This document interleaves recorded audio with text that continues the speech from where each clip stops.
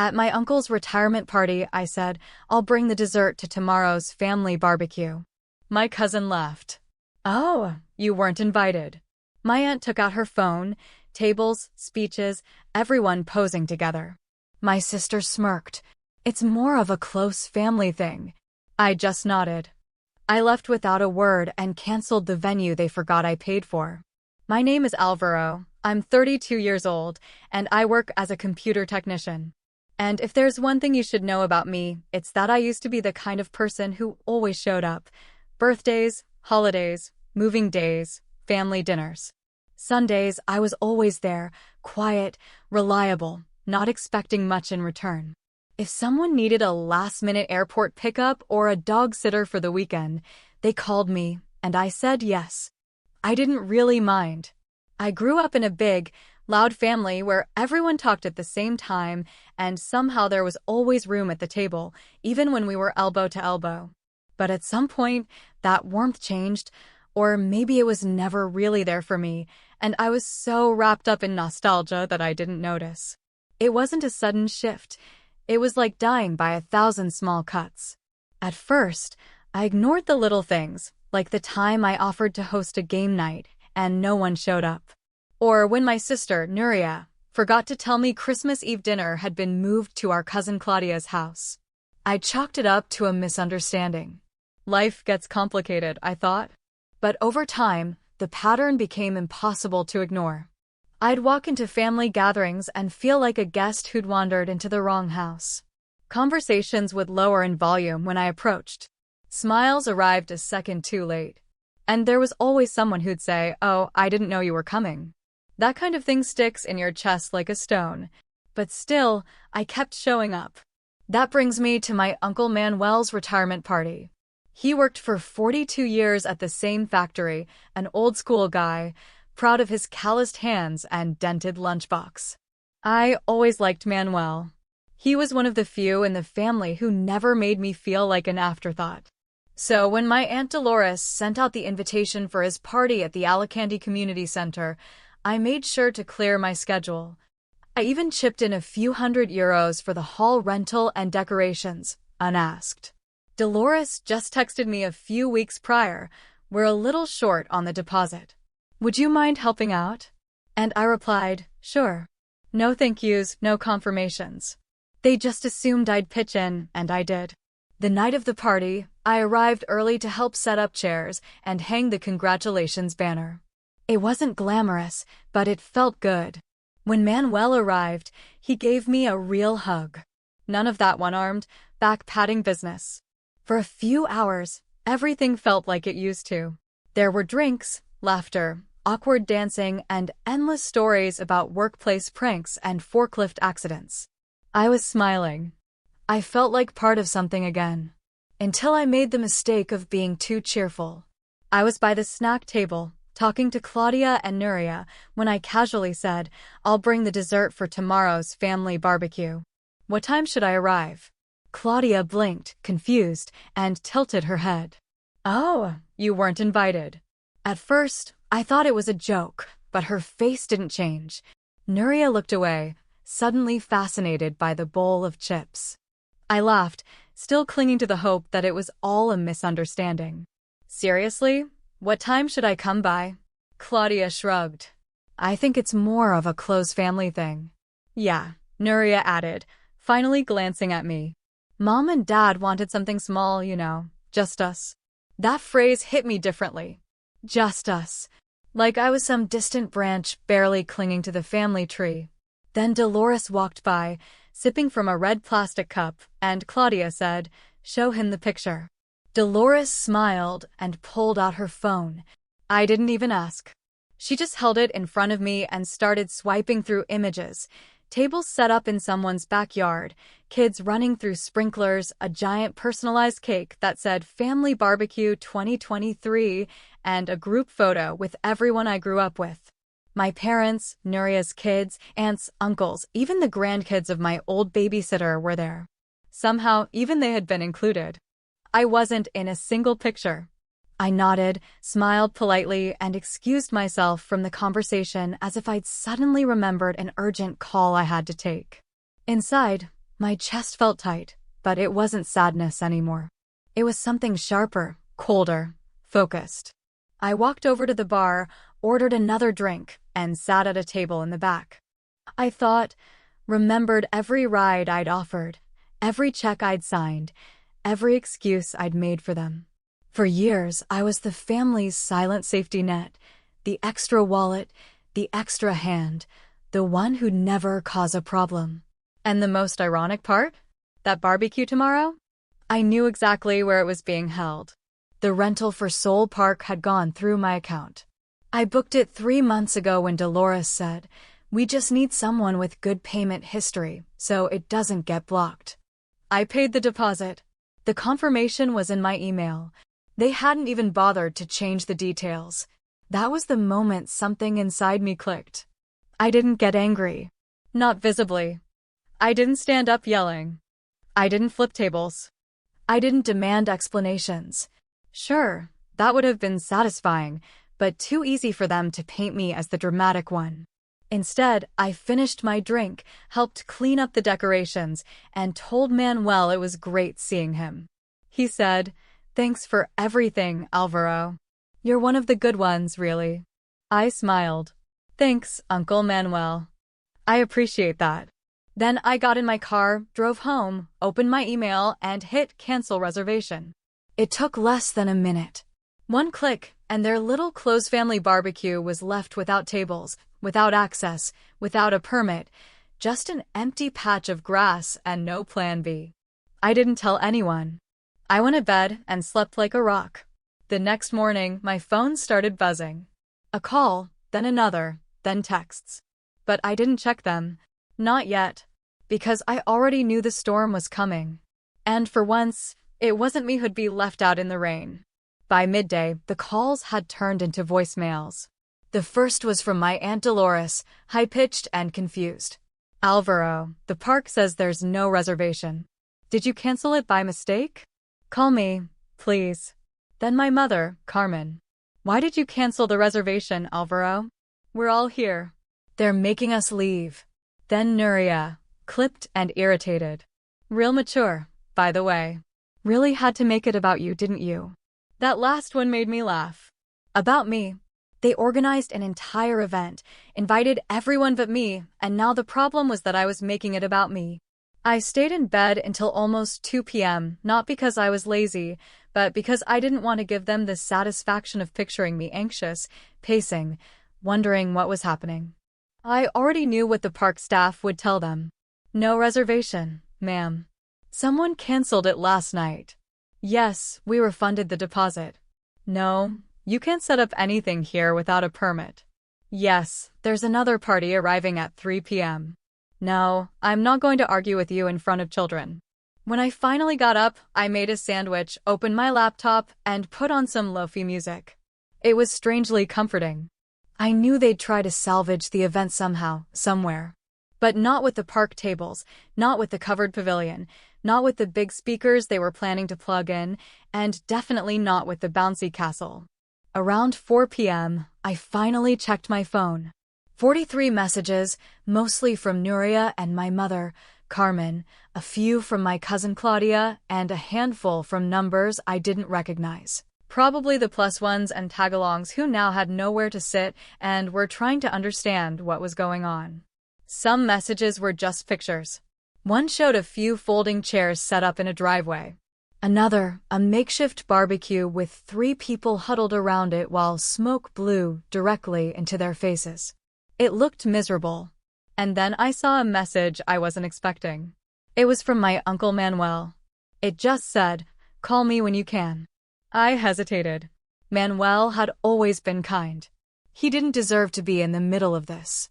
But he also hadn't said anything when his wife, Dolores, and his daughter, Nuria, started phasing me out. He'd been complicit in his silence. I didn't know what to expect from that call. Still, I dialed. He answered on the first ring. "Alvaro," he said, like a man sighing after a long day. "I knew you'd call." "I saw your message," I replied simply. There was a pause. "Was it you who canceled the—" "Yes." I didn't dress it up or deny it. I wasn't ashamed. Another pause. Then a sigh. Well, can't say they didn't deserve it, though it has been a right mess today. I'm sure it has, I said, not coldly, just honestly. Wasn't my intention to ruin your weekend. I like you, Manuel. You're one of the few in this family who's always treated me like I mattered. He was silent again. Then he said, You do matter. I hadn't realized how badly they were treating you. I didn't answer immediately. I didn't know how to explain that it wasn't about one event, one day. It was years.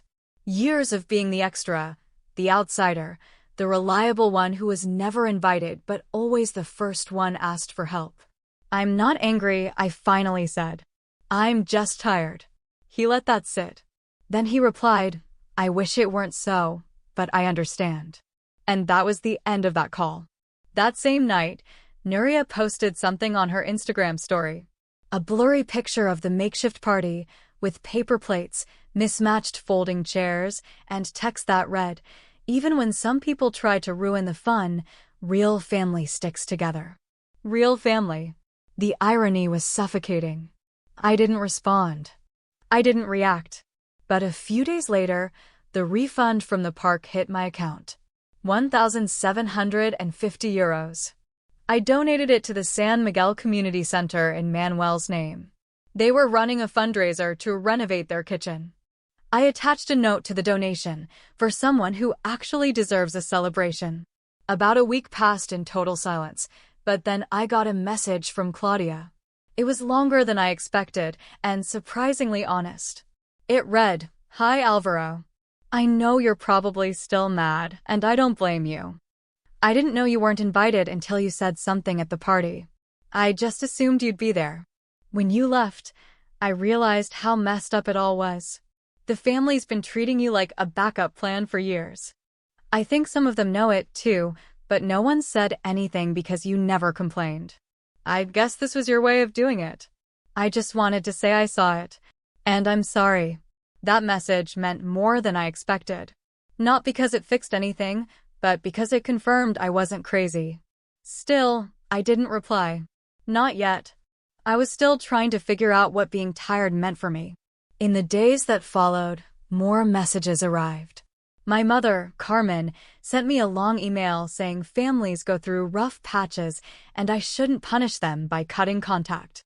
Nuria, on the other hand, went fully defensive, posting cryptic phrases like, You find out who people really are when they don't get what they want. I actually laughed out loud at that one.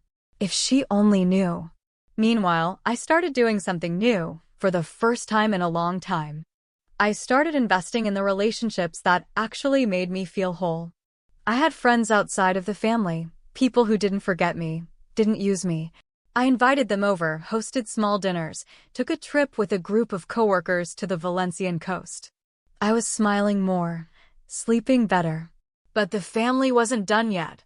One night, about 2 weeks after the barbecue incident, I was coming home from work when I saw a car I recognized parked in front of my apartment in Alicante. It was my mother, Carmen's. And she wasn't alone. Nuria was with her. Both sitting in the front seat like they'd been rehearsing what they were going to say. They hadn't called, hadn't sent a single message. Just showed up. I stood on the sidewalk, keys in hand, looking at them through the windshield. Nuria got out first. We need to talk, she said flatly. You can't just disappear from the family because of one mistake. I raised an eyebrow. One mistake. My mother got out right after. We didn't mean to hurt you, honey, but canceling the park and ruining everything wasn't the solution. You made everyone uncomfortable. I crossed my arms. Uncomfortable. How curious. I've been uncomfortable at your events for years. But of course, that wasn't a problem until I stopped paying for them. Nuria rolled her eyes. This is ridiculous. Just admit you overreacted and come back to the fold. I tilted my head and a small, dry smile tugged at the corner of my lips. Then I said it. You want me back in the fold? Then let's start with an apology. Not a fake one. A real one. In front of the whole family. Nuria let out a sarcastic little laugh. More air than sound. Are you kidding me? I'm completely serious, I said calmly. For the first time in years, I meant every word. And for the first time in a long time, they didn't know what to say.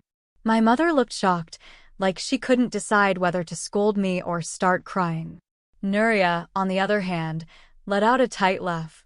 This has all gone to your head, hasn't it? You think the family owes you a public apology just because you got your feelings hurt. I didn't answer immediately. I just watched her.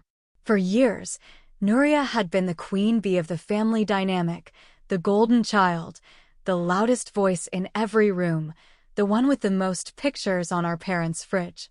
If there was a family outing, she chose the place. If there was a disagreement, she won by default. I used to think she'd earned that spot.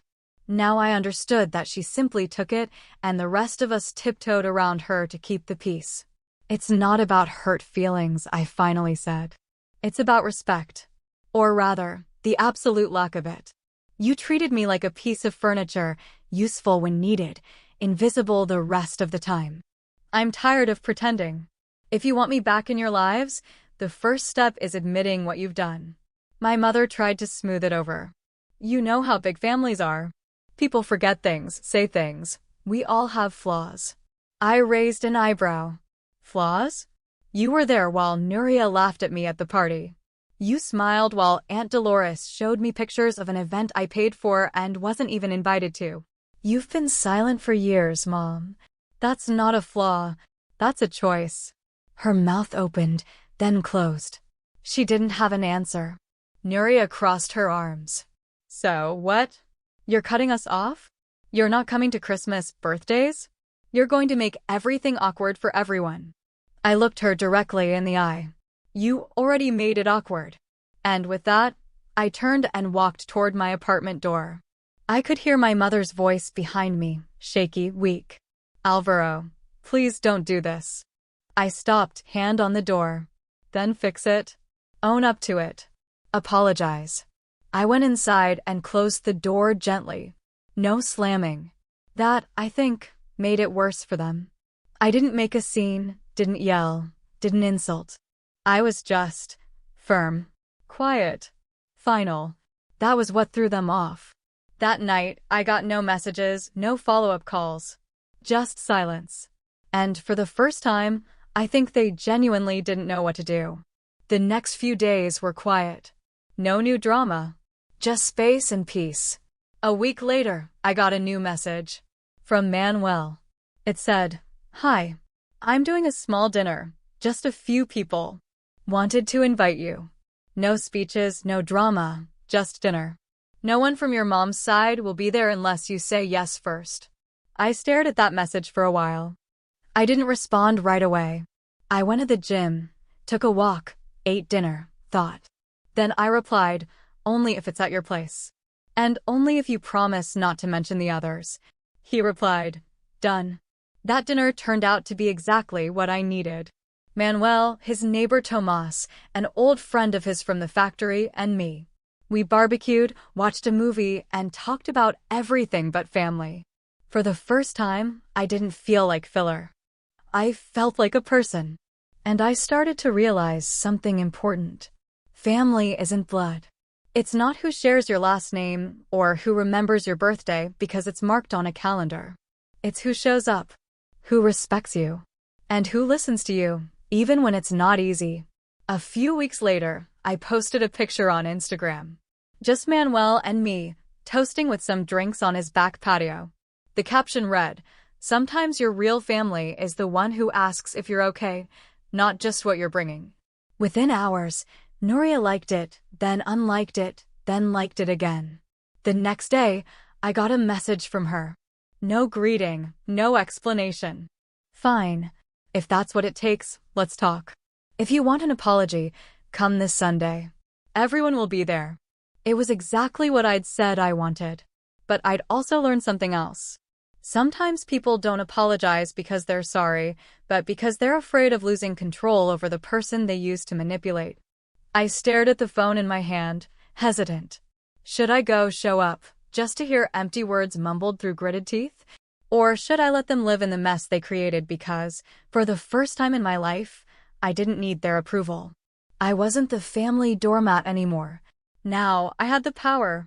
The phrase "everyone will be there" kept circling in my mind like a hook, laced with that subtle scent of guilt and theatrics. I pictured Nuria at the head of the table, arms crossed, rehearsing a hollow speech designed more to clear her image than to acknowledge anything real. My mother, Carmen, clutching her purse tightly, blinking perfect, instantly activated crocodile tears. The family nodding along, not in agreement, but in exhaustion. I could already hear the phrases, "We're sorry you felt that way. Let's move on. Let's not make this bigger than it is." They didn't want reconciliation. They wanted damage control. But I wasn't a problem to be managed anymore. Still, a part of me longed for closure. For once, I wanted to say the things I'd never said. Not out of spite, but out of clarity. To sit, not at their table, but at my own. So I replied, "I'll be there. But if this is just a performance, I'll get up and leave." "I won't be polite this time," Nuria replied with a single emoji, a thumbs up. Sunday arrived, and I showed up at the same family house I'd been going to since I was a kid. Everything looked the same. The white shutters, slightly chipped, the porch railing loose, the flower pots no one really watered. But it all felt smaller, like someone had turned the volume down on the nostalgia. I walked up the porch steps. Before I could knock, the door opened. There was my mother, pearls around her neck, and that fake smile she reserved for visitors and awkward church luncheons. "Alvaro," she said brightly, "come in, son." I nodded and stepped inside. The air smelled of cinnamon and roast chicken. Comforting, familiar. The living room was full. Ricardo, Dolores, Claudia, Nuria, even my little cousin Yvonne. All sitting stiffly, too composed. No one said anything at first. They just looked at me like I was the elephant in the room who'd finally decided to speak. Nuria stood up. "Thank you for coming," she said, like she was hosting a local TV show. "We want to talk about all of this." I didn't sit. I stayed by the door. Arms crossed. "Go on," I said. Nuria looked at the others, but no one spoke. "We know you felt excluded. Maybe we didn't see how much you do for everyone. It wasn't intentional. A non-apology apology. This is your gesture? To remember I exist now that I stopped paying?" I asked. Claudia looked down. My mother cleared her throat. "Don't be unfair, Alvaro." "Unfair?" "I paid for Manuel's party, booked the park, helped with the shopping, Yvonne's computer, Dolores' lights. Shall I go on?" Nuria scoffed. "Okay, Mr. Fix-It, do you want a medal?" "No. Just the respect you have for each other." "But that's for real family, right, Ricardo?" Ricardo mumbled something about it not being their intention. "Then why did you have the barbecue without me? Why did no one ask why I stopped coming?" Silence. Give and take. You just took. When I pulled away, I was the problem. I looked at them. I never had a place. I just served, and now you want me back to keep using me. Nuria huffed. "How dramatic. This is the last time you call me that. I'm done." I turned. "Alvaro, wait," my mother said. "You always said family sticks together. Staying where you're not wanted isn't togetherness. It's resignation. Are you going to cut us all off?" Nuria asked. "I'm just choosing myself." I walked out. The air outside was different. Clear. Free. Not guilty. Quiet. That night, I deleted the group chat, blocked Nuria, muted my mother. Not out of anger. Out of peace. Weeks passed in silence. Claudia texted me. I would have left too. "Not all of us agreed with how you were treated. If you ever want to talk, I'm here." I thanked her, but I didn't follow up. I started something new. A circle that did see me. Friends who didn't ask for anything. Colleagues who invited me for who I am, not for what I give. I even started dating again. The wounds still ached sometimes, especially around holidays. But they ached less when I remembered that walking away was necessary. 6 months later, I heard Nuria threw a party for her daughter. Half the people didn't show up. They finally felt the absence of the one who always made everything work. I smiled. Because sometimes the best response is to leave without noise, without a scene. Just a firm, quiet absence. They never apologized. But I got something better. Me.